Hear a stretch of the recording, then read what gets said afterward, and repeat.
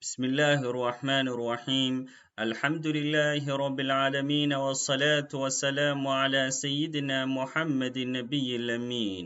السلام عليكم ورحمة الله وبركاته ولالك مسلم كأهو مربتين إلهي سبحانه وتعالى وكأقبله دمان دعوينكاغا كون الرميو ريوينكاغا هداد leedahay hami ama hadaf ama higsi yahimilo haddaad rabtid muraadkaaga adduunyo iyo aakhiro inuu ilaahay uu kuu sahlo oo uu kuu fudaydiyo waxaad ku ducaysanaysaa ducadan cajiibka ah oo haddaad ku ducaysatid riyooyinkaaga oo dhan ay kuu rumoobayaan insha allah ducadatanna waxaa soo arooriyey imaamu nisaa'i waana xadiis saxiixa oo waxaa tasxiixiyey imaamu albani haddaba balaynu akhrino xadiiskii ay ku soo aroortay oo anas ibnu malik radi allahu canhu uu soo saaray ama uu soo wariyey xadiidka can anas ibnu malik waxaa laga wariyey anas ibnu malik radi allahu canhu qaala inuu yidhi kuntu maca rasuulillahi sala allahu calayhi wasalama jaalisan waxaan ahaa mid la jooga oo la fadhiya rasuulkii ilaahay sala allahu calayhi wasalam warajulun qaa'imun yusalli nin baana taagnaa oo tukanayay salaada falammaa rakaca kolkii uu rukuucay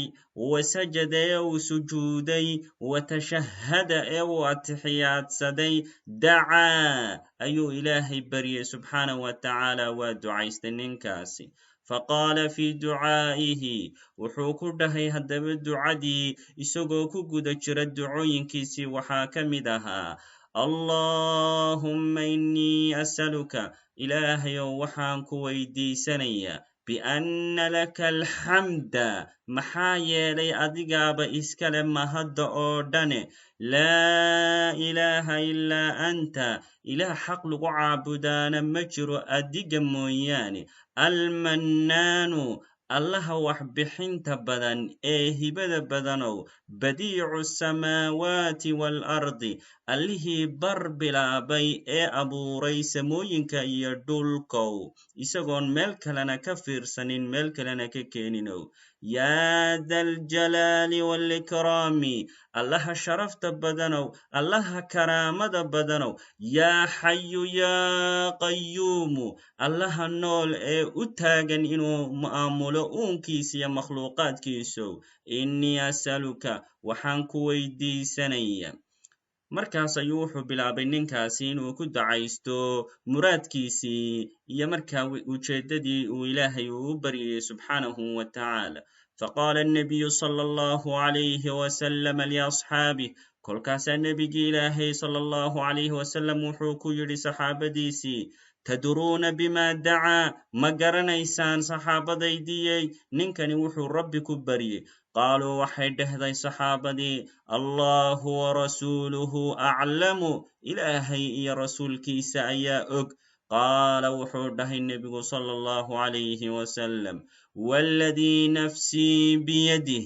waxaan ku dhaartay kay naftaydu gacantiisa ku jirte oo ah allah subxaanahu wa tacaala baan ku dhaartee laqad xaqiiqee daca allaha biismihi alacdiim wuxuu ilaahay ku baryey ninkaasi magacii ilaahaye weynaa alladii idaa duciya bihi ajaab kaas oo haddii ilaahay lagu baryo ilaahay uu ka ajiibayo ducadii wa idaa su'ila bihi acdaa haddii